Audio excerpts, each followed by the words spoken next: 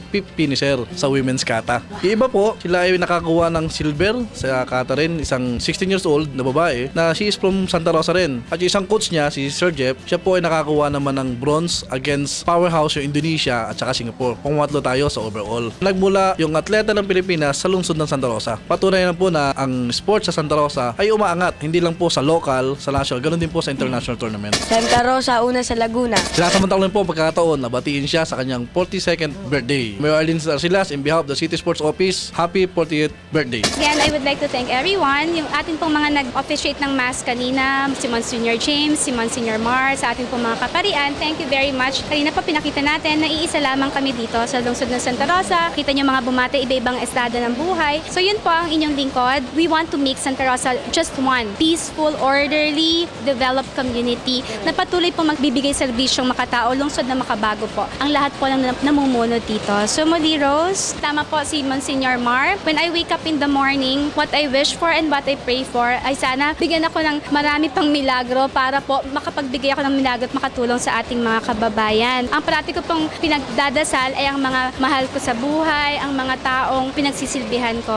And that is very true. But what I wish for myself is courage, strength, and wisdom to help other people. Thank you very much, Rose, sa Gabay at Aksyon. Muli po itong inyong lingkod. Miski tumatanda ay patuloy pong magbibigay serbisyo sa taong bayan, higit sa lahat sa buong lungsod ng Santa Rosa. Magandang gabi po and God bless us all. Mga kaibigan ng prinsesa po ng Gabay at Aksyon, at maraming salamat, Mayor, sa tulong din po nyo sa Gabay at Aksyon. At syempre mga kaibigan, bata, matanda, mahal po si Mayor Arlene Arcillas. Di lamang po kaibigan, Mayor ng lungsod ng Santa Rosa, tunay na ina po sa lungsod ng Santa Rosa, Laguna. Wala pong iba kundi Mayor Arlene Arcillas.